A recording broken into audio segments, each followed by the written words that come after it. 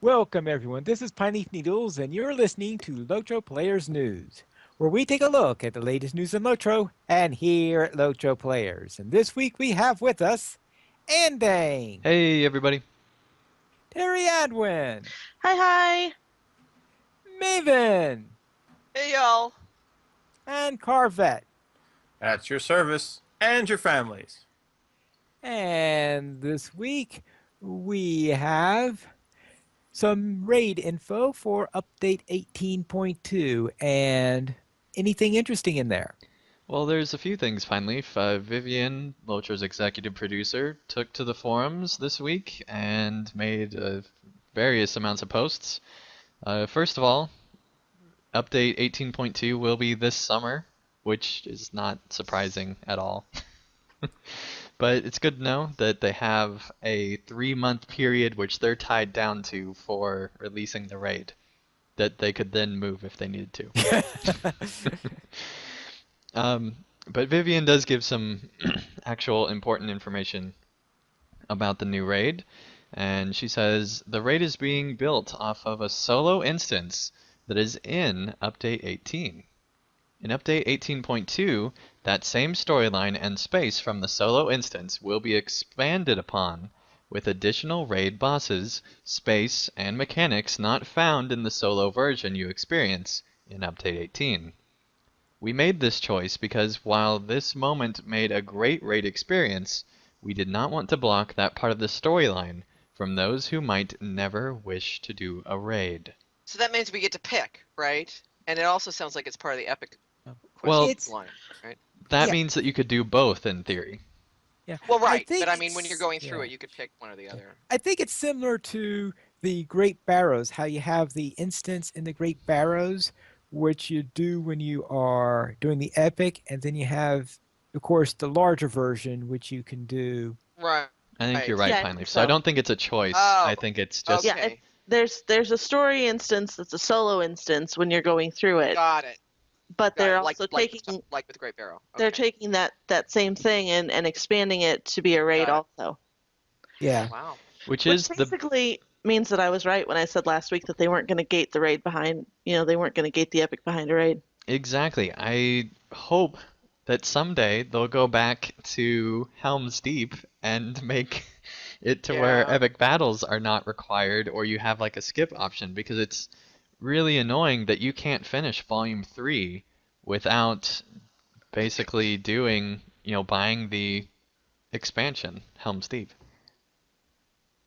And so I'm really glad that they're not doing that here and are going to continue having the epic story be completely free with its own instances and just totally away from the raiding content, and that we're still able to experience some of the story moments in a raid version. That's going to be really, really cool. Yeah. But I have a quick question on this letter. Later on down in the article, you have another quote that says, "We are including one mounted combat instance in U18, but we feel riding with the Rohirrim into battle would be missing something if you were not on your horse." I don't get that. Should the but be because? Shouldn't think it say so. because we feel riding with the Rohirrim? Okay. This was Yeah, in I- response to another post, and so that's why it's worded that way. Yeah. But yes, you are able to be mounted, riding kind of sort of with the Rohirrim into battle in the instance. Sort of. Well, it's not, like, I don't know how to explain it. It's not as climactic as, say, in the films per se. You're not charging literally into battle, because that would just be too taxing, I think, to do in an Yeah. instance. I somehow Well, don't we don't think know. we're going Maybe to we are have. as part of the epic quest. We might be. We don't know that yet. Well, that's true. Yeah, several thousand spears going Well, out, charging towards. I'm picturing like we feel like it would be wrong to do a Rohirric charge without you being on your horse, except for like maybe they show these Rohirrim running off into the distance and you're running behind, going, "Don't worry, guys, I'll catch up. It's okay. Or I'll mop you're up these up front with a black and white stragglers. flag. You use a black and white I'll mop checkered the flag up front. stragglers. It'll be okay." And to your point, Andang, I understand the frustration of the epic story always being free up to the point where there's that hiccup at Helm's Deep. But the idea of Helm's Deep without epic battles is like, huh? I agree, but Well, yes and no. there should be an option to continue this story that you've been playing for free from however long to, Well, actually have conclusion. I think people who would be skipping the epic battles would know what they're skipping. mm, So, I don't know. I would honestly like to see a skip option for a lot of stuff that if you've done it once, you can go, skip it. Like the session plays, especially the session plays in Volume 1, which are kind of awful. I mean, the first story session play that you get in the game is that one where you're the Angmarim, which is That so completely confused me. most people I didn't even know what a session play was, and that one completely Yeah, confused. I it's was so like, I'm a bad what? And I have that to kill most people slugs? You talk it gotta out be and kidding me. completely forget that even is a thing because it's so awful. yeah, that one's not great. Yeah, it was Well, their first attempt at it though, so That's true. Yeah. They get better. yeah. Does that mean that someday that epic battles are going to get better? Nah. Well, they've if you improved. I compare guess it the depends newer I on your think the ones in Minas definition. Tirith aren't so bad. I They've like Oh, those, improved. actually. which then explain to me why is it that I've only had one character that's actually bothered to complete them? You have to admit though, Pineleaf, that the Minas Tirith ones are better than the Helm's Deep ones. It doesn't mean they're good, but they're better than. Yeah, comparatively speaking, the Helm's Deep ones are the worst of the bunch. Um, Actually, I don't mind Well, Pelargir. the one Pelargir's I pretty can't good. stand the most is actually I was about to say Peligir, but then there's always but the caverns. I'm not Really, the Glittering glittering Caves are awesome. the glittering caves. I'm sorry, that is I I love the hate the look of glittering that caves. I instance. hate that I'm more than not a any fan of other epic how it battle. works. Well, now that we've I'm talked having fun, about to quote Xerox, where's the popcorn? I'm enjoying the Yes, show. all This right. is fun. now that Let's we've talked head about how much into we hate things from like 2 or 3 years ago, let's. let's head into another post by the people. I believe this was by Freelorn was noting that until update 18, we will be having restarts of the servers every Thursday morning. Yep.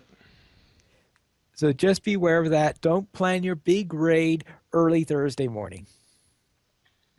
Eastern time.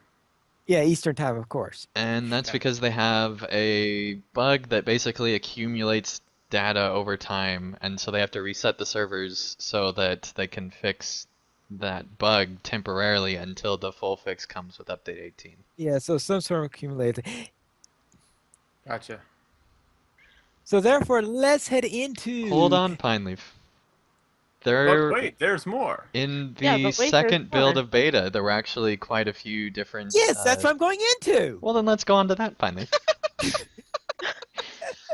Where's the popcorn?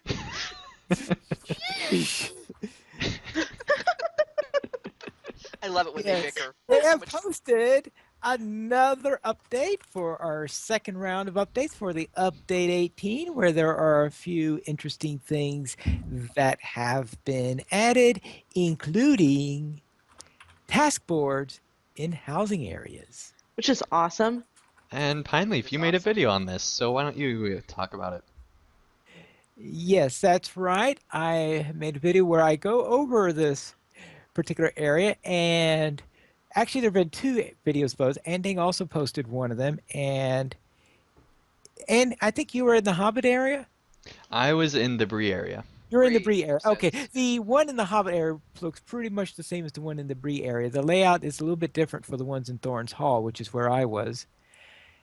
And in this case, you have 11 task boards in each of the housing area, each one covering 10 levels. The first one covers 0 to 10. But I'm wondering, what's a level 0 task?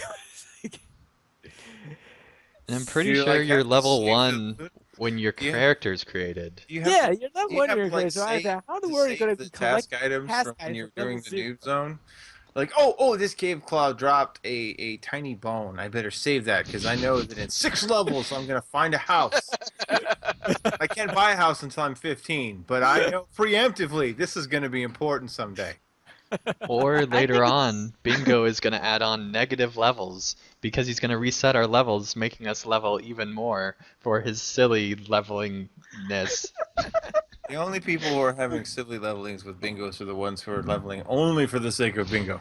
Yeah, those people are crazy. I know, right? I can't Dang. imagine anybody that would base their entire campaign on following bingo around. Anyway, Well, I'm not one to complain about that too much, I think, seeing how I've got three characters that are following Bingo around currently. I know, not like any dwarven people would follow bingo either. Just saying. No, no. None at all. Okay. All right. Pay no attention to the man behind the. Right. Yeah, exactly. Now, the other thing to note on this is that the currently tasks are just called task colon name of the item you're supposed to find. They're changing the names of the tasks so that it will now include the name of the group that you have rep for if it has rep. It'll just still just say task if there's no rep for it. But if there's rep for it, it'll give the name of the faction which you're earning the rep for. And the reason why they're doing that is because you're going to have about 3 or 4 different tasks with the exact same name otherwise, because there's going to be one for this faction. Sometimes you have 3 or 4 different factions that have to want you to bring the same This is stuff. good. This is good. This is a good way So, to be able to so, fill in the gaps in so, your rap to tasks. Go ahead, yeah, Raven. but, but, I, well, I But. mean, to me, I mean, this is all great, but I'm trying to think how practical it really is for me. First of all, I don't really go to my house, like as a rule. Like, I finish a quest, I go to my house. I finish a quest, I go to my house. I don't do that. And I don't have enough space in my inventory bag to be holding on to all that task stuff, especially since I only get 5 a day. Well, So that's I'm why not. you have I mean, vaults. yeah, but I would have to go to either my house or to someplace with a vault, as if I have space in my vault for this stuff as well, which I don't. I mean, I think it's great. I just am questioning in Oh, my own mind how useful this is it actually And going to be depends. for It me. depends on how much you hold on to that stuff, because I usually will still have that in my slots. And seeing that you have the overflow bag also, so sounds like to me you'll probably be able to hang on some of that Mm, stuff long. It depends on how often you go to your house, obviously. If you Well, I never mean, go there, yeah. fine. think about But it if this way, Well, Raven. I I mean, will think say about it. this. Yeah, go ahead. Sorry, the one thought I had, and the punctuation with the dogs in the background. This actually is convenient in there are places where you gather, and okay, I've got all this task stuff, and then the task board I go to, which is like the local task board, doesn't have any of that stuff on it because the stuff is for some other task board someplace else in the region. Yeah. It or in would a be useful completely for different that. region. Or Yeah, like you well, find the task and they want to turn it to like, I don't know, Galdrev, which is like 4 stable hubs away. exactly. Yeah. Yeah, and and I'm in some other. I mean, what happens to me the most frustrating is I'm in the same region, right? And it's like the next town over is the one with the task board with the stuff I've got in my bags, which is really annoying. I could get in that point. I'd be like, okay, go to the house. It's like Well, I mean, just go to the task board at the house and do it because do I it don't want to like lose you them. handle. Well, like I look at it this way: you've done those turn-ins for the PvP quests where you get the drops, but you don't pick up the quest until you actually have the drops in your bucket. Yeah, that's true. It's Yeah, the yeah. exact same way with these tasks. You go out, you kill a bunch of stuff, you come back, and what I've gotten into the habit of doing is when I come back, I look at the task board to see if any of the stuff I got in my bags anyway matches the task. I turn in my 5 and I go on my merry way. If there's nothing in the task board that I'm at the region that has the stuff in my box, maybe I'll take the extra instance to pop back to the house, do the tasks on the Right, local board, right. dump what I want That's to in the totally vault or in different. the housing bucket, and then pour it back to wherever I was, and then go Yeah, on. because So. what I do right now is I go, dang it, I've got all this stuff in here, but it's not Mm, for this board, and then I just sell it all. And what you yeah. just said is more likely what I would do then is just whoosh to the And house, if you really do want to it. go penultimate in your tracking of said tasks, there's an add-on that you can get for LOTRO called Busy Bee, which Oh, enables you to see what tasks can turn in where, and so you could cross-reference that with your housing items and Oh my maximize your goodness. task efficiency, which is would Oh my turn is you Busy gosh. Bee into kept the. up to date? I don't know. I just I saw that use daily standard. tasks because I know that's kept up to date. Every time there's an update to that. So that's why. So I use something one called daily tasks, and that tells me which ones are in the local area. It also can tell me which of the items, you could also put an item into it and tell it what tasks were available for this. So you can tell tasks in other areas. And that can be important if you've finished up this faction, but there could be another faction to which you could use this same task for. And That's that's a good time to go to your housing neighborhood, turn them in there, since you might not have a port to the other location. Well, good too. and what you could also But do is throw stuff in your vault constantly, and at the end of a day of questing, you just go back to your house, port back, and then let's say that you don't actually quest for a while, but you could log in just to finish tasks in the housing area where your character still was, so I and can be get able to back to the finish a lot of stuff there. house, make myself a Bloody Mary, saunter down to the task board How's with it my bag going, over my shoulder. Martha? I'm just looting through some old Yeah. stuff I had in Hey, the closet. just get rid of some, Check it. I got you know, just some get filth. I don't know a how little well wrap. it's kept. It's been a while since I've been out to the swamp, but you know how these things are valuable to somebody. Have a look. It's still probably pretty By the good. way, Pendragon says that Busy Bee has recently been updated and it's awesome. So just to let you know. Okay. Yeah, so I daily just tasks, have, I've maybe never there are used it. apps out there. Yeah, since I use daily tasks, I've never really looked into BusyBee. Anyway, so obviously for me, there will be a little change in behavior, task related behavior. This is actually good for places like the Lonelands where you pretty much have to rely on that stuff to get your rep. I mean, Yeah. there's Well, some it's regions great it's if really you go significant back for. and do deeds later, like as a higher level character, Yeah, just running through and mowing that's a good everything point. down. It's a super point. Because you don't get quite as much trash in the earlier zones. I mean, you get a lot of trash, but it's not quite as much as later. Like my bags fill up Yeah, insanely much later. But you can run through the lower areas and kill a bunch of stuff, and rather than having to figure out, okay, is the task board here, or is it here, or which one's got this, right.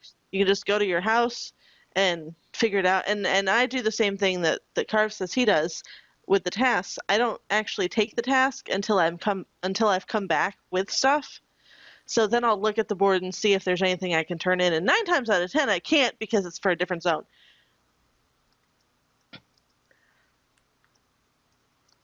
So So yeah, this has got some net potential. result, it's a good thing. Not I'm really just a good in thing. my head, I'm picturing a whole wall of tasks somewhere in the housing area, and I'm thinking, good gravy. Is it like room to let? Need somebody to wash your laundry? A babysitting service? I mean, it's like the community note board. They're out there Yeah, that's pretty recruiting much what for it like is. The Hobbit community life notebook. and dwarven Tupperware or something. I don't know. I mean, you never know what's going to be on those task boards. It's really interesting. Can we, if we're done with housing tasks before we move on, can we maybe discuss the champion change that's in the newest Bull Roarer build? And the other class changes, yes. I didn't look at the other class changes. I was concerned with the champions, the one that I actually play. She's class centric, man. I am Focus. class centric. What? You don't like blocking with the two-handed sword? Okay, here's the thing. What? You're negative on this? Champion, I am. I really, really am. Because Because I'm champion positive on aggro, this. no, champion aggro relies on basically getting hit in the face. If I'm blocking stuff from hitting me in the face, I'm not generating threat. But I you're have still getting hit. I don't know if the block would count as a for or against the aggro meter. counts as a hit though for the aggro. So this actually lowers the amount of threat that a champion can generate if it doesn't actually count as a hit, because I don't think it does. Have you actually tested that? I'm curious now. I haven't. I need to, but I would think that the blocking of a champion would be good because it doesn't seem to impact my because the way Masochist works is you generate threat by taking damage. So if you're blocking it, then you're not taking damage. Yeah, I don't know. We'd have to check it out because I would think that it would still count as a hit, but maybe if it. Except, I mean, yeah, but see, I the don't know. way Does Masochist Masochist works- like count damage as a reflected threat metric? I don't know. That'd be something worth researching and And testing. how often do you actually Parsing. block is another thing. well, your block rating is based on your might, so kind of often. I mean, I would think kind of often. I don't have a block rating on my champions now because it's not a but I would, because might counts toward your block rating, so I would imagine, because might is champion's primary stat, that block rating would be relatively high. I'd have to get into Borrower and actually test, but yeah, the way Masochist is worded, you generate the threat by actually taking damage. So if you're blocking, then you're not taking damage. So you're not generating that threat, Arr. which doesn't make any sense. Well, take to the forums and let's get this changed. At least find another way to get aggro or something. Yeah. So heads up to the devs who listen to our show, because I don't post on the forums. Look at this. I'm All done. right.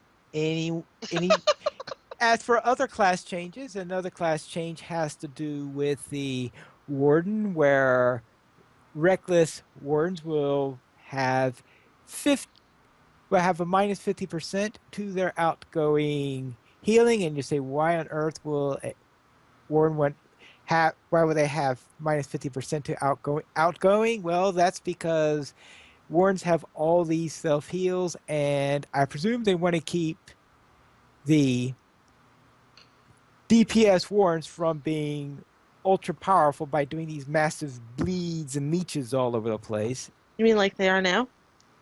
Yeah, it's sort of like that. So therefore, that's going to be an effect. That's an adjustment you have to do if you are playing a reckless warden. Is that reckless is going to actually be reckless now? I know, what a concept. Hmm. Any other comments on class changes? I don't do enough numbers crunching to be really aware of what's going on with wardens. Don't worry, I don't keep track of anything like that either. I'm sure that comes as a shock to nobody. Okay, here we go. Lessons All right. learned on Academy field trips is that Pineleaf is the squishiest of whatever class he's playing. Yeah, that's the usual rule on the matter. Bjorning, he's pretty strong though. No, You've never seen me solo on the Bjorning then. When he's with other people, he's pretty strong on the Bjorning. All right. Let's then head into the sales. Anything interesting on sale this week? we have a lot of stuff interesting on sale. Free sample this week is a sturdy steel key. You use coupon code you can find in the show notes, one time per account. Also, 25% off the Bjorning class, the Runekeeper class, the Warden class, character slots, Slayer Deed accelerators, virtue bundles, You can and stop some there. legendary stuff. Yeah. Yeah, legendary level cap increase and legendary item stat upgrade, which nobody should ever spend turbine points on. Right. But It's character slots are on sale. Character slots are on sale and classes are on sale. Yes. Whenever they put LIs as a sale item, they should make sure to include it with other stuff, like they did with this sale. Yeah. This is the way to put your LI stuff on sale, is bundle it with stuff that people actually want to spend money on. Or turbine points on. also true. And then we Right. won't be frustrated that there's nothing good on sale. LOTRO Players News is brought to us by people who help you when you need something bigger than a letter to be sent. Mithril Kiss Limited. Before you go thinking this is a mail order bride service, think again. Mithril Kassad Intra-Regional Shipping and Supply aspires to become Middle-earth's premier logistics company. Mithril Kiss was founded by a young dwarven couple named Beard Kisser from the ashes of a ruined honeymoon. They never dreamed that this idea would grow into the organization it is today. Centrally located offices in Bree and Mickle Delving, a Mithril Kiss drop-off is conveniently near major stable routes. Or schedule a pickup with one of our seasoned delivery teams, arriving with the finest baggage ponies from the legendary line of Bill to whisk your goods to its destination. Moria is no problem as we make sure shipment gets the goats, not you. Oh, that's great.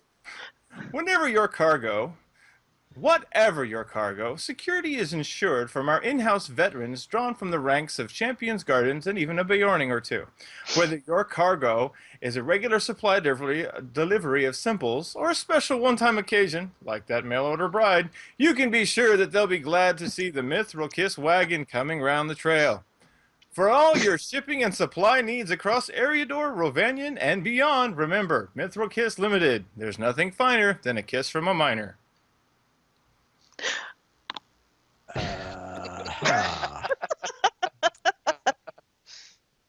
Okay. That's Middle ER, Earth's by the way. answer to the Wells Fargo wagon, apparently.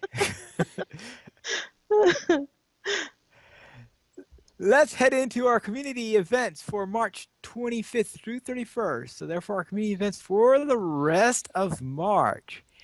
And there are, of course, our usual selection of concerts, and any of them still to come up? Um, that's assuming anybody actually looked at community events posts. And I had it open today too.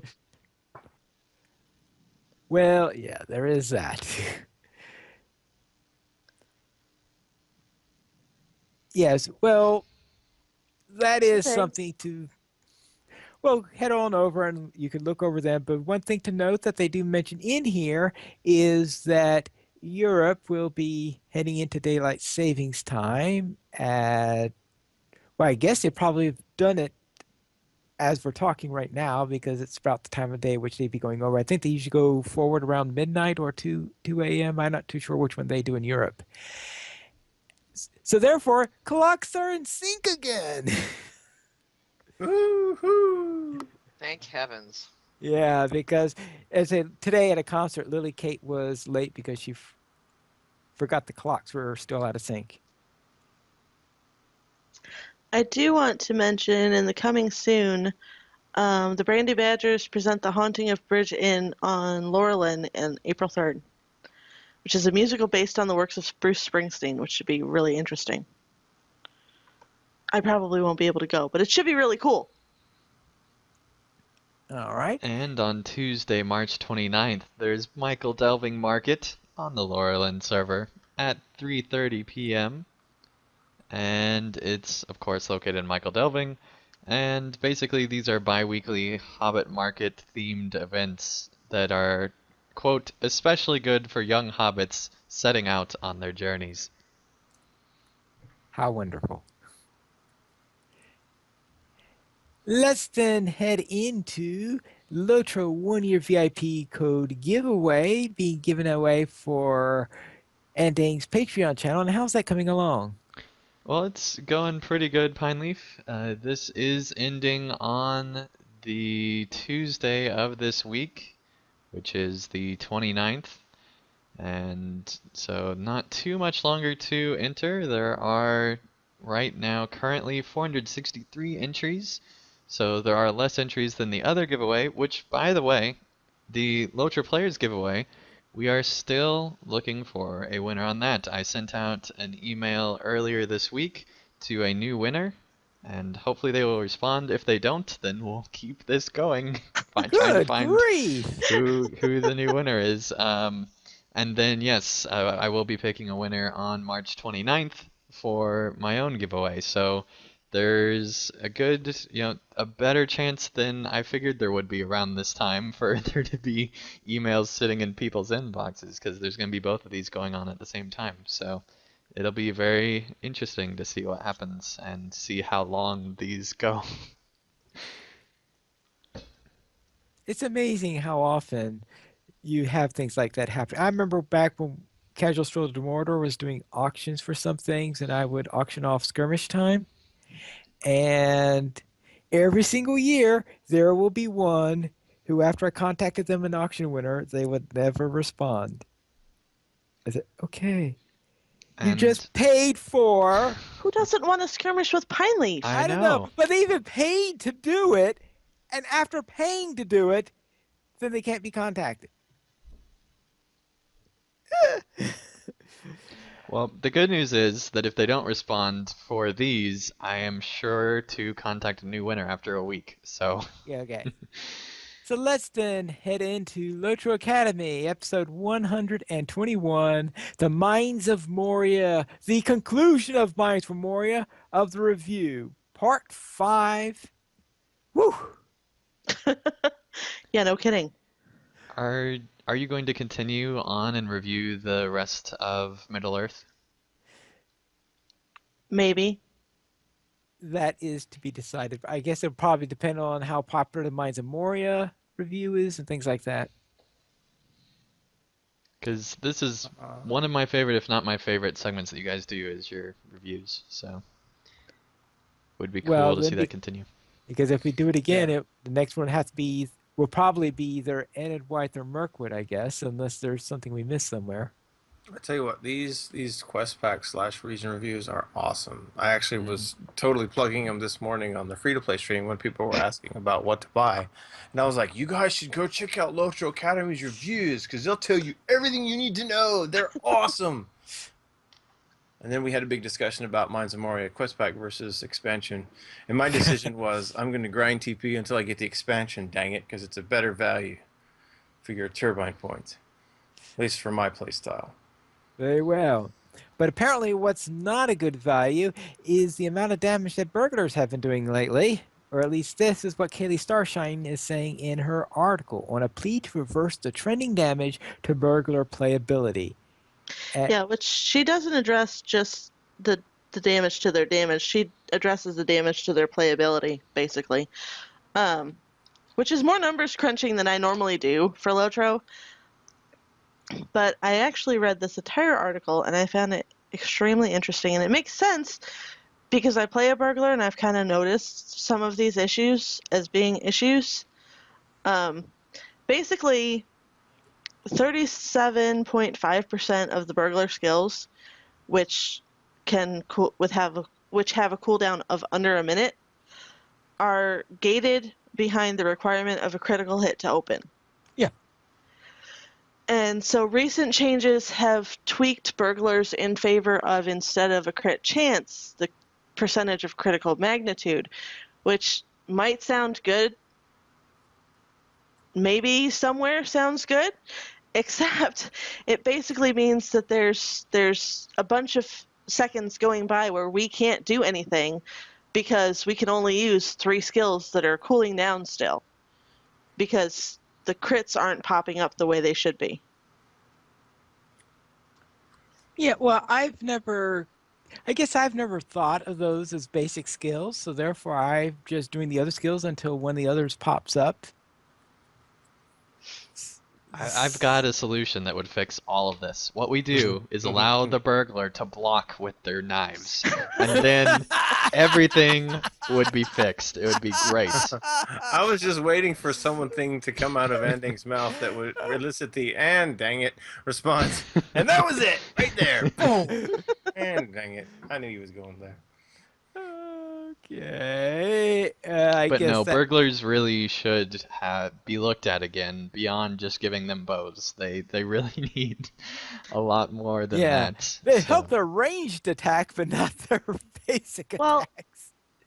because it makes sense in theory because a lot of what happens with the burglar happens when they get the critical chain skills. Basically, in order to open up that crit chain, you have to do a crit, and if your percentage for being able to do a crit is dropping in favor of being able to do more damage when you crit, it's not really helping you. It's like, yes, I do more damage when I crit, however, I'm critting less often because my percentage to crit is not happening. Maybe I'll do burglar tomorrow. I tend to play blue line burglar anyway, so my quiet knife skills are lame. Well, yeah, my quiet knife skills are. Yeah, but the crit things are across the board for burglars, not Yeah. They just. are Right. across the board for burglars, but she did address specifically quiet knife because of how the trait line for because quiet knife is your red line. It's supposed to be the most DPS for the burgs. Yes, Yeah. Um, but she's talking about being it in a sort of group, still is, which is really sad. right? Because in a when you're soloing, there are advantages to using crowd control. But yeah, she says that in many groups where crowd control is less and less useful, obviously yellow line's not all that isn't going to be asked for. People to go, oh, you're a yellow line burglar. Oh, is there someone else who can help us? So sad. Yeah, let's go to Tales of the Free Folk, episode 13. Speaking of burglars, The Fire. Very burglarious activities going on, and just random appearings of people in places. Just woohoo. It was a shorter episode, but it was really interesting. It was a Was lot it of a fun. dream or not? We don't know. It was It also was, interesting to see how the retribution worked for what we did. And I'm not going to spoil what happened, but it was very interesting to see how things were handled and how we were punished without really being punished. yeah. We were punished without being punished. I'll tell you after the show. It'll make sense Okay, finally. let's head into the Ninny Hammers. The Ninny Hammers on the green fields perform Jajax the Knife. Which was awesome. This is Lily Kate reworked the lyrics to Mac the Knife to make it Jajax the Knife. And so in the video you can actually see what all of the lyrics are, and they're just great. They're so great. Yeah, she's good at adapting lyrics into a new setting. Yeah, I really enjoyed this. It was good. One thing that it made me think about though is where's Jajax? We don't know. I know. I'm looking forward because I'm guessing that they're going to return to him. And where's Rook? And where's all these people that have just kind of dropped off the face? Rook I'm I okay thought with Rook appears staying in, alive. I thought that Didn't we Rook, meet Rook and hold on. Osgiliath? I guess we Yeah, did, didn't we? yeah, Rook appeared in Osgiliath. That's true. Oh man, Carb Not that I've forgot and ever was done that reminded. instance. I'm totally okay with him disappearing. Yeah. And the Ninny Hammers also perform Oh Girl. Which was also really cool. It was just a SoundCloud file, but it was still cool. And let's see what else we have. So we can head on to the Family Line, part 85. Yeah. It's leveling pretty quickly. A game of arrows. Sounds like the family line is leveling faster than ending following bingo. Ooh, ouch. Ouch. And then back to Lily Kate. Lily Kate's been busy because she also, of course, does small LOTRO adventures. And this actually ties in with bingo also, for episode 85, a Hobbit walking party. Have a nice walk. 45. Episode 45. Yeah. You might need like some tart lemonade to go along with all this sweetness because man. Well, there is that, but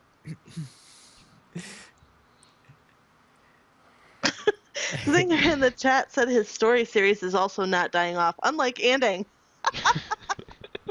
Sorry, I had to read that one.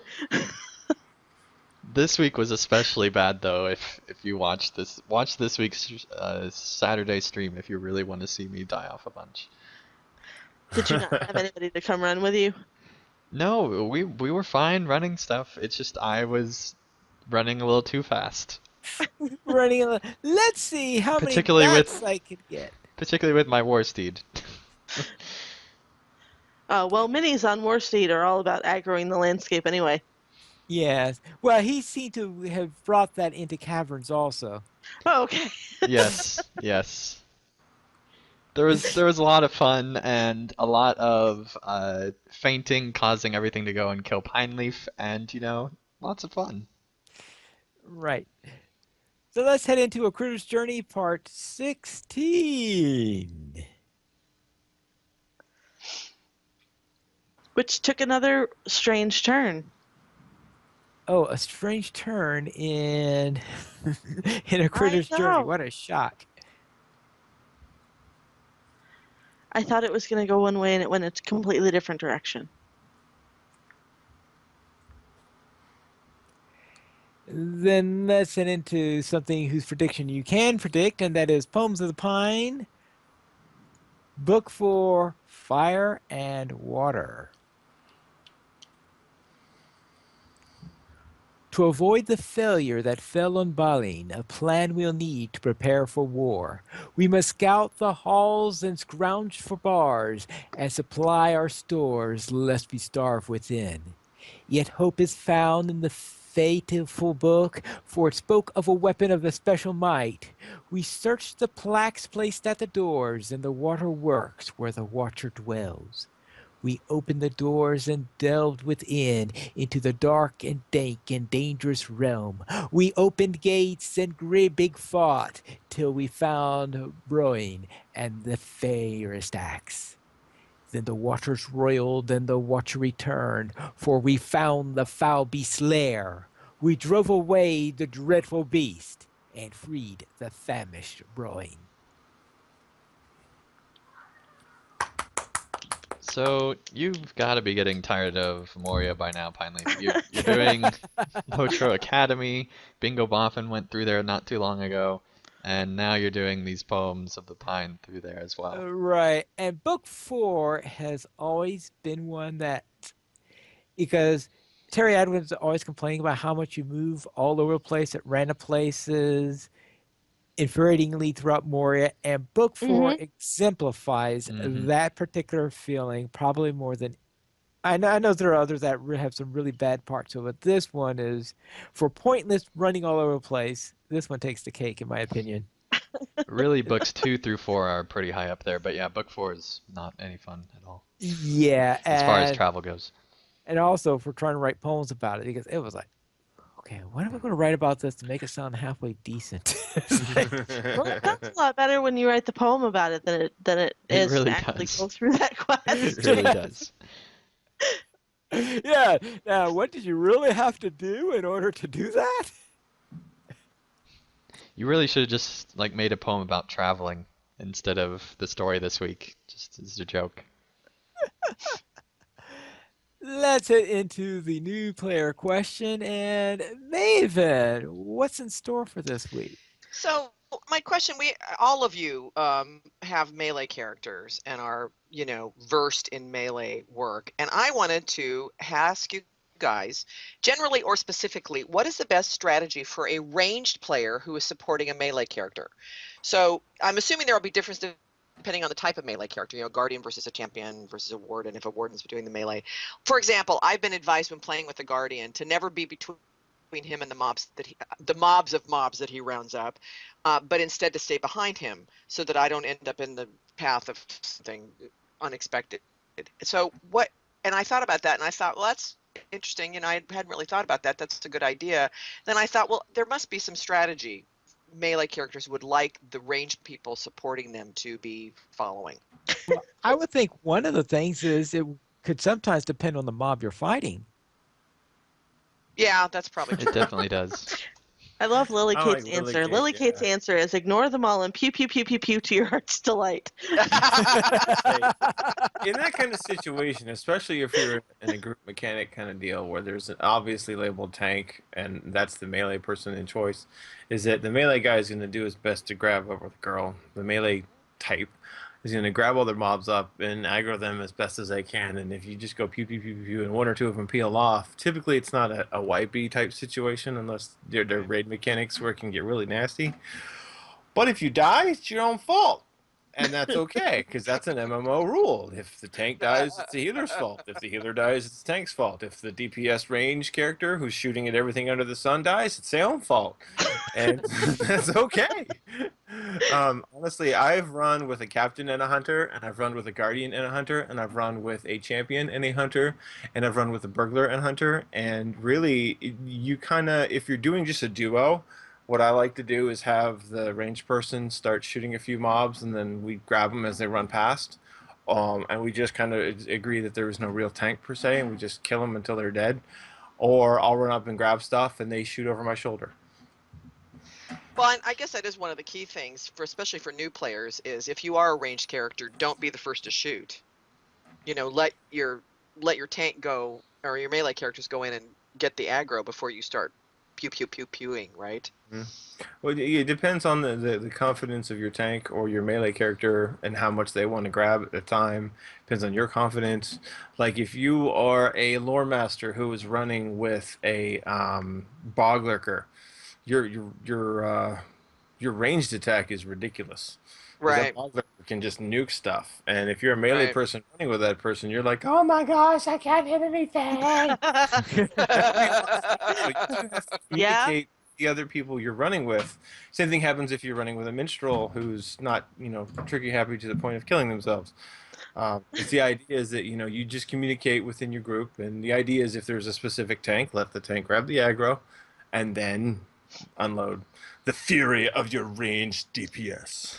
And I was getting ready to mention that communication between your group is probably the most important here because different groups have different rules, and that usually relates to what the content is. And so I think the more you run with a particular group, the more you realize what your role is.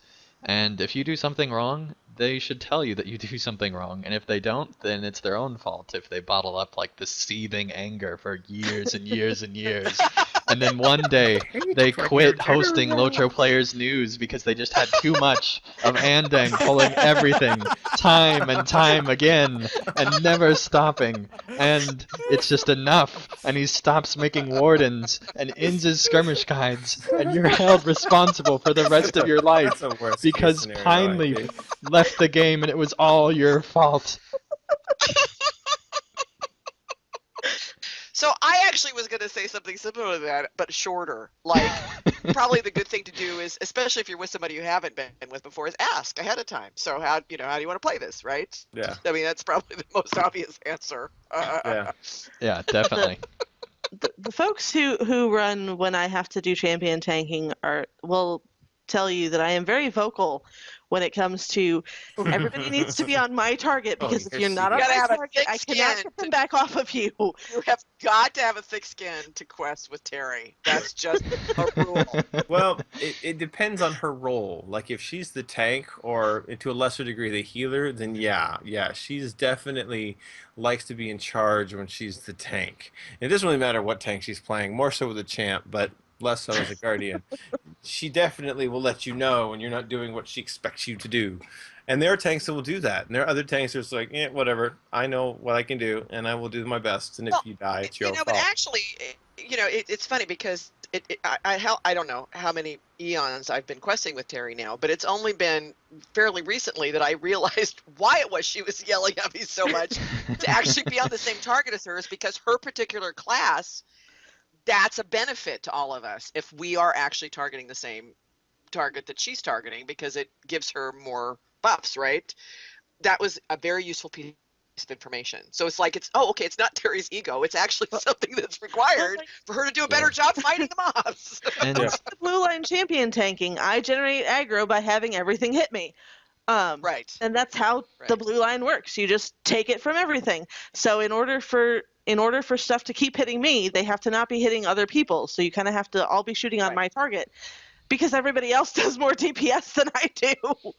So Right. I was looking up that So mechanic it's like actually. once I got that, I'm like, Not my I get target. it. That makes sense to Yeah. me. I will Yeah. now target Terry from now on. well, I think Yes. that that's a great point, Maven, because I personally think that you don't really understand the class trio until you understand it enough as much as you need to, but until you go and create another character and group up as that character and realize the skills that they have, you don't Right. really understand just how hard it is for them to keep aggro or for you to not Yeah, do too much that's a DPS really good or point. things like that. And so it's very hard to understand that dynamic without either having communication between the two, but really until you get your hands on that class, you don't So maybe that's understand another piece of 100%. advice that's an answer to this question is go I think create a so. melee character for yourself. I think so. Try it. Yeah. Yeah. Now, I know that when I am taking very often our hunter, I say he would just go and shoot at one of the hail or signature mobs, the hail or hardy mobs, and basically it's okay. We know a hunter can handle one hail or hardy mob, so in that Right. case, I don't bother trying to pick up that when I just tank the rest of them and do what I'm doing there, and he could take the hit of one, but when you go around and start grabbing everything, like let's start out with rain of arrows. That's when it becomes a do or die scenario. Can I That I get know this that range one taunt to actually is grab a really everyone? sensitive topic, isn't it? Rain of Arrows yeah. for a lot of Yeah, groups. Yeah. starting out with something like that, or of course, if you start out, you get the initial hate, and so therefore now you've got this tank trying to get it back, and of course, Yeah. as Terry said, getting it back is tough for the champion. Yeah. It's next to Mhm. impossible for the champion. Right. We have 2 skills that generate threat. 3, Wow. but 2 that are AoEs, Yeah, and with they're the short range champion. AoEs. Yeah, I did look up that masochism skill. The threat comes from the damage reflected when mobs are hitting the champ. Yeah, so you have So, to so be if taking the mob yeah. is not hitting the champ, then there's no damage reflecting causing threat. However, if the champ may be, I don't know, stopping that damage with a block, then that may actually be a mechanical hindrance to said tanking ability. So I would go with you on that one, Terry, from our previous discussion that blocks may actually hinder that particular mechanic because if you're blocking, you're not reflecting damage. Yeah, Then Unless because you're you're not reflecting taking damage damage to be anyway. reflected. Yeah, Yeah, that might be an interesting thing. I'm gonna test it. I updated Bower while we were having our early discussion, so I'll get in after the podcast and test it. Um, I was gonna say something. Oh yeah, my favorite is I used to run. Um, I haven't in a while because the player I was running with broke his arm and hasn't been able to play.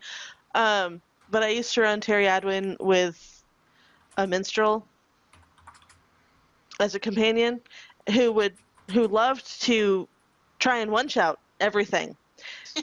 His initial damage is more than my initial damage, and he would open up with that AoE satellite strike, and then he would go, "They're hitting me," and my response was, "Not my problem." You bagged it. You skin it. Yeah. Right. I Hmm. ran a group where a while ago, back in the Isengard days probably, where the hunter was always referred to as the huntard. And it was because they pulled everything they possibly could and had no concept of limiting the amount of aggro they take, which caused a lot of issues when you're trying to be a really effective raiding kin, and the hunter ends up dying like halfway through every single fight that you ever do. You're not talking about last week's instance, are you? No, I said back in the Isengard days, Maven. Oh, okay. Not at All right. all. Because that was my machine crashing. That's why I kept dying. That's my story, and I'm Oh, sorry. it was lag. It was lag. That's what happened. Right. Right. Well, that's good. I think there's a lot of food for thought there for new players. Thanks very much, guys, as always. Very well. Then let's head into our week in Lotro, where we will talk about our highlights for the week. And Maven, what were Me you up to? again. I didn't even go on mute. Yay. So I had an interesting week. First of all, myself and 2 of my kinnies played the Tarlane Crown golf course, and it was my first time doing it. And what I mean by that is we were a threesome, and we started playing, and a full fellowship showed up behind us, and they had to wait while we played out the whole kind of thing. So they couldn't like move into the area we were in until we cleared it out, and we were pretty slow. And then we got in, and then we were like right in the middle, like equidistant to get out of Tarlane's Crown, and one of my kiddies had to go. It was like he had like an emergency, he had to go. And so my other kid and I are sitting there looking at each other like, what do we do now? We're like this duo of minstrel and hunter. Oh yeah, we'll be able to take on these guys. Fortunately, the group that was playing behind us turned their fellowship into a raid and included us, which was really really Nice. nice. So that was pretty awesome. We skirmed irresponsibly with the girls to clean up on marks and medallions last Sunday, to take advantage of the week. Irresponsibly from several different angles, right, Terry? I mean, Yeah, we besides the fact that we had the Hobbit minstrel who just is irresponsible in general. impossible to manage, right, and unrepentant. We basically, what else did we do irresponsibly? I don't know. That was the main thing.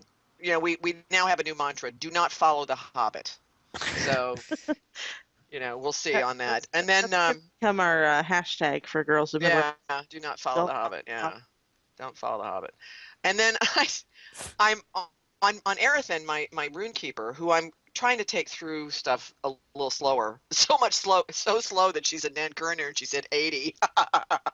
I discovered a whole bunch of quests in Dan Kuranir that I had no idea existed, and whole sections of the area that, I mean, and I was like, well, no wonder Glordriel doesn't have kindred with Theodra's riders. I mean, there's this whole area that I haven't done, and I didn't know that you got to go back into Isengard. I mean, it was like, oh my gosh, and I thought, well, why is it that Glordriel didn't do that? And I think, I won't do any spoilers here, but I think that part of the epic that goes through that area was just so depressing for her that she was like, she didn't want to stay, and she just went on.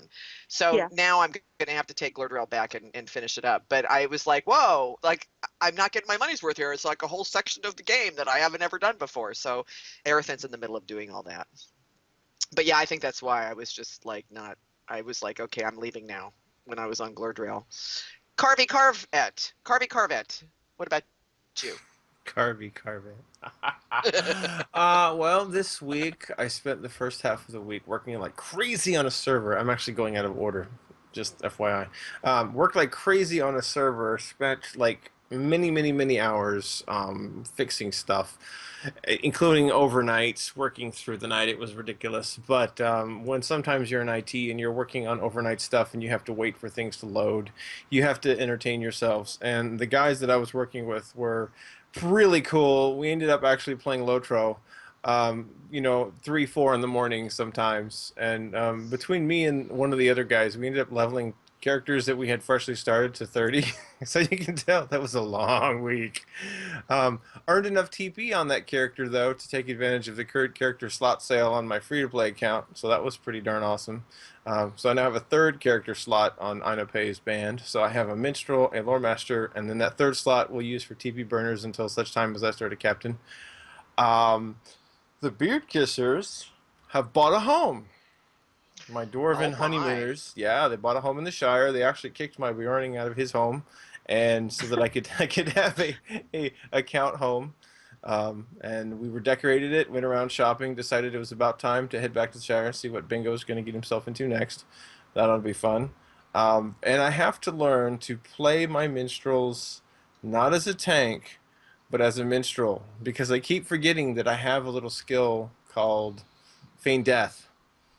And I was in Agmar earlier this morning, and I accidentally pulled like an entire camp, including a couple trolls and some signatures, and I was getting wrecked.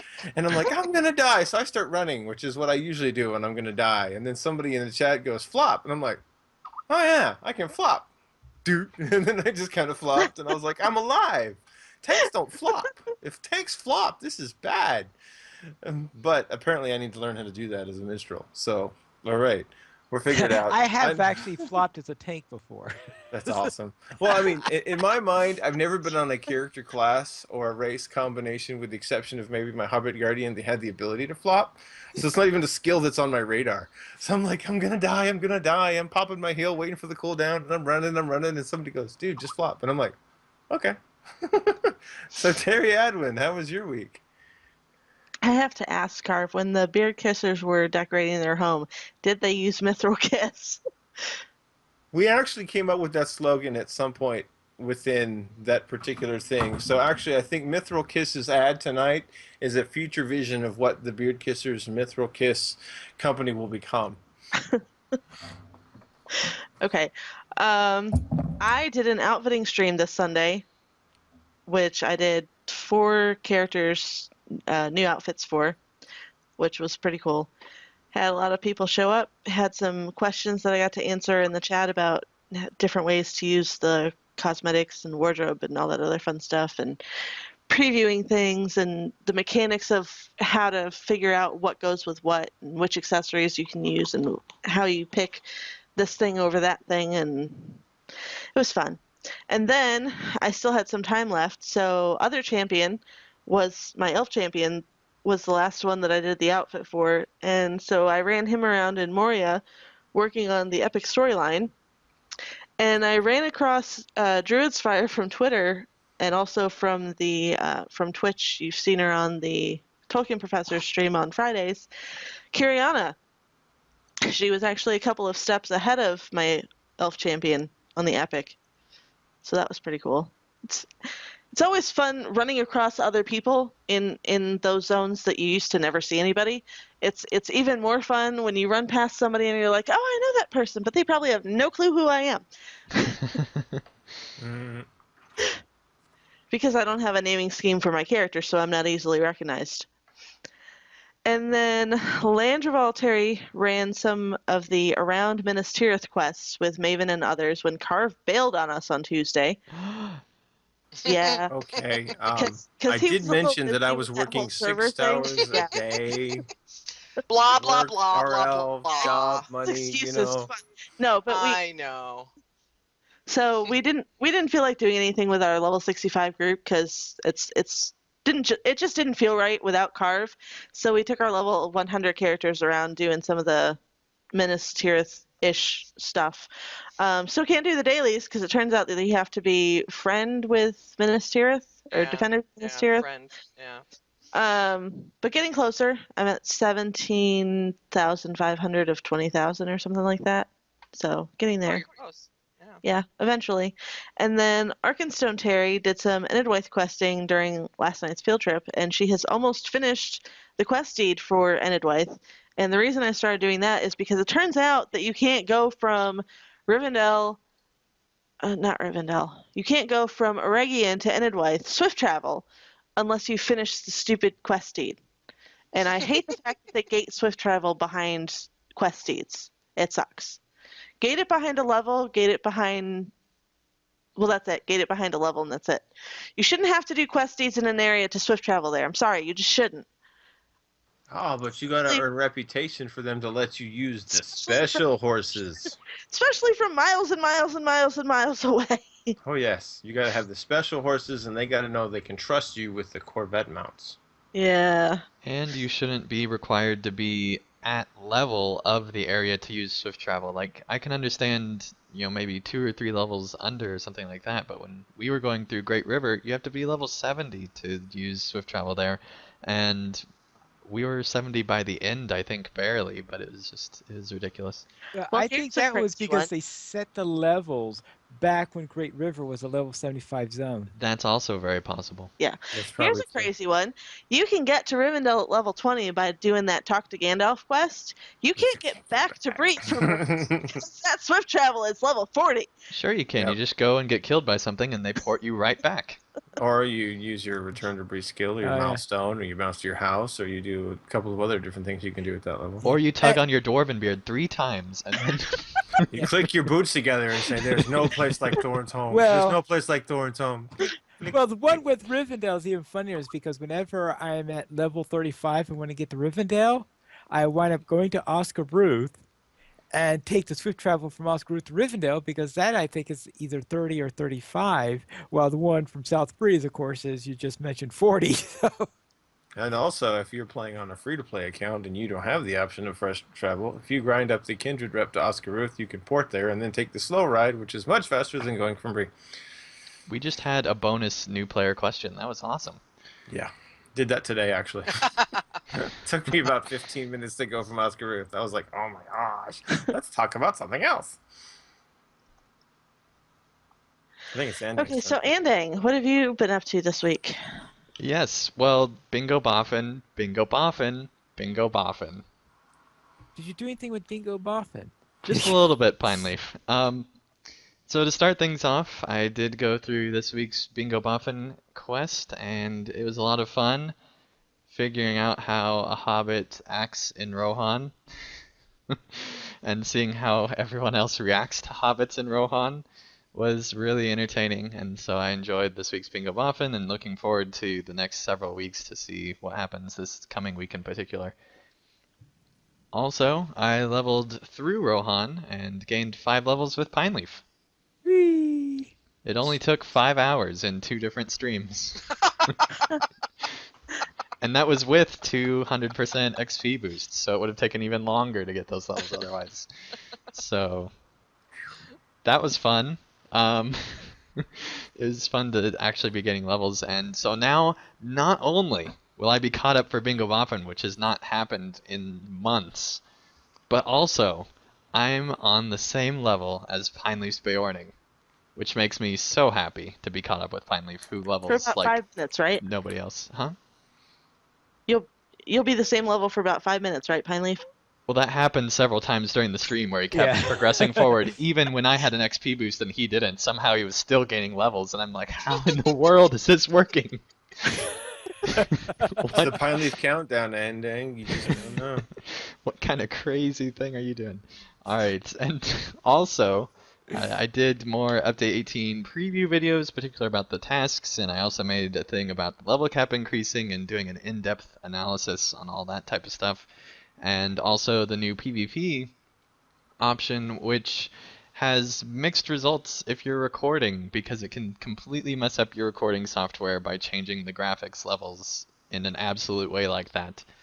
So keep that in mind if you ever plan on recording in the Etmores and you haven't gone to see how your recording software acts before you start recording in like a live stream or something. Which luckily didn't happen to me, I was just recording. So hopefully they will figure out how to get that fixed, or OBS will. I don't know if it's a LOTRO issue or an OBS one. Anyway, Pineleaf, what have you been up to this last week? All right, we'll begin with my usual Sunday skirmish group where we're doing small fellowship skirmishes and No one's surprised. yes, we're doing and we're doing Siege of Gondoman in there, and at the end, usually we're able to get Mothi to behave, but this time, just as we were getting in with the fight with the boss, Mothi decided, "Oh, there's this Drake over here. Let's see if he'd like to join the party." Mm, mm. So that became a little bit more of a challenge than it usually is when we're doing Gondoman with that group, because usually we're able to keep him behaved, but obviously it doesn't always happen. But of course, some people, when I told them that, says, "Yeah, doesn't he always do that?" So, or I was on Ball Rower running skirmish tests, basically to see anything what changes there are related to skirmishes in the upcoming update. The rewards, I don't know if don't quite have them set up yet or not, but I did put in a bug report related to them because I would think that having tier 5 relics at level 100 and 105, but tier 4 relics at 101 through 104 is a little bit off. Pineleaf, I just had this image of like a pie chart of what Pinopedia is comprised of. And I'm guessing it's like 99% skirmishes, and then like 0.001% classes and, knowledge about them, and then the rest of Pinopedia, which is like the remaining 1%, is about everything else that you know about, which is just an obnoxious amount of things. Right. But not pop culture. But not well, yeah, there was no room for that. Hard drive's just not big enough. Right. And so I was doing the various skirmishes there, and I think I finally figured out the pattern for the skirmish rewards on how they're related as they're on the same level, because I was trying to figure out the relationship of the skirmish awards for Trouble in Tuckborough versus those for Gondoman versus those for Icy Crevasse and all of them. And it was having trouble making sense, but when I was doing the test runs on Bulwer, I finally figured it out. So, whew. So that was a major milestone in trying to figure out how these numbers are fitting together, because it looked like that they weren't, but now I finally figured out how they do fit together. And then on my video series Bjorning, on Piney Plays Bjorning, my Bjorning reached level 90. Yay! So you should be seeing the episode where I reached level 90 sometime this week. And that is it there. So let's head into news beyond Lotro. And Middle Earth video highlights, The Last Goodbye. Yes, Pineleaf, this is the conclusion to the Hobbit and Lord of the Rings film trilogies. This was the final credits song done by Billy Boyd, and he also did a essentially music video, but it's mostly just him in the recording studio, going over just, watching him sing the song, and it's pretty awesome. And really emotional, especially being removed from the trilogy and kind of just really realizing how done it actually is instead of being in the theater and thinking about how much I don't like this film. It's it's a lot sadder, and especially for him, it's just this really cool emotional pull that they brought where it tied in this entire story and really made it be, because for them it had been like a 20-year journey that they'd gone on making these films, and it's just really cool to see it come to a conclusion in this one video. Wait, that's almost as long as it's going to take the film project. For like seasons Oh, 1 through 10, heavens, yeah. no, film won't be much longer than that. I mean, we were talking the other day about Corey's kids are going to have to take over, much like Christopher's done for his father. That's great.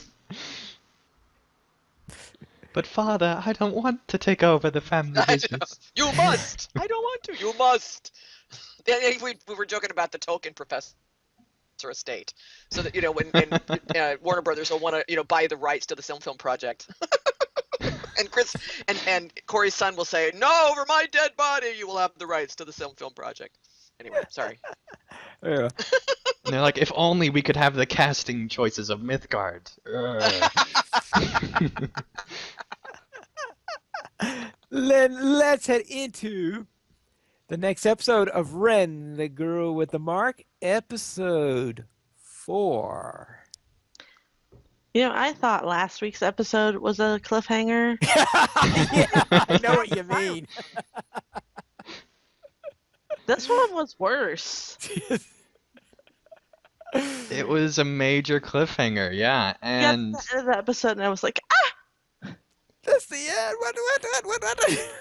but they set up the scene for episode 5 to be a really climactic season finale. So I'm really excited for Tuesday to see what happens. Ooh, to- that's fantastic. You know why this is fantastic? Because now I can opt for the Terry Adwin part of episode methodology, which she said she does for fan fiction, but apparently she's breaking her own rule for Ren, is that you wait until all of them are out and you watch them in one bingeful swoop. That way you don't get that unfortunate cliffhanger bitterness in the back of your throat. So I will wait till Tuesday. I will set apart couple, like an hour, hour and a half, and I'll sit here with my oh, coffee you and I'll shouldn't even watch. need that long. Yeah, Each just need a episode half is like hour. 10 minutes long. Okay. Well, if it's 5 times 10 an hour, so then I'll sit here with my coffee and I'll watch all of them and I'll be like, yeah, I don't have to have a cliffhanger. Next. So I'll just wait till Tuesday then. Oh, well, that's... Yes, apparently the producer took some lessons from Shahrazad and how to write a series. It's really good. I'm really enjoying this series and can't wait to see what happens next. And really hope that there's a second season that happens where they can do either longer episodes or have more episodes, because I think that this is a really, really interesting world that after this season, I Yeah. think they'll be able to Yeah. go into so many different places. Right. Because no matter what they do in the final episode, this feels like a setup season more than anything else. Right. And so I hope that, either some, rich network or person or somebody, puts a lot of money into this and gives them a full deal. And then if that doesn't happen, that they have a really, really successful Kickstarter, because I would like to see this series be as successful as it can be based on these first 4 episodes. It's a really good series. We currently have 25 supporters on Patreon, and if you would like to join this illustrious raid of players and help support LOTRO players, simply go to the donations page where you can support the Players Alliance on Patreon. There you'll find rewards, including a mention on the podcast of your choice, or even be a guest host here on LOTRO Players News. And how far are we for the next goal? Well, Pineleaf, we actually are a bit further because somebody stopped playing LOTRO, and so they stopped supporting us as well, which is totally fine. If you stop playing LOTRO, it's totally fine to stop supporting us. And they were actually supporting just us for a while after that because they liked our show so much, which is just amazing to me that they would support us and not LOTRO. It's just mind-blowing. So hats off to them for supporting us as long as they did. That was just amazing. And big thanks to them and all our patrons for supporting us. But anyway, to answer your question, Pineleaf, we are $48 from a $100 Steam code giveaway on XP Quest, which can be used to buy Lotro stuff or, other stuff on Steam. We did not receive any emails this week, but if you would like to send us one, you can send it to podcast@lotroplayers.com. You could also follow us at Twitter, The Players Alliance @PlayersAlly, Lotro Players @LotroPlayers, Andang @PVMP_Andang, Aerithert @Aerithert, Carvet @CarvetLP, Maven @TolkienMaven, Pineleaf @Pineleaf Needles, and Terry Adwin @TerryAdwin. The Players Alliance has 5 live shows. Every Monday at 8:30 p.m. U.S. Eastern Time, we have DDO Players News. Every other Thursday at 9 p.m. U.S. Eastern Time, we have XP Quest. On the last Friday of each month at 8:30 p.m. U.S. Eastern Time, we have Lotro Academy After School. On Saturdays at 8:30 p.m. U.S. Eastern Time, we have Lotro Players News, and every other Saturday after Lotro Players News, we have Tales of the Free Folk. And you can join us for our live shows at lotroplayers.com/live. Thank you everyone for listening. This is Piney News reminding you to skirmish responsibly.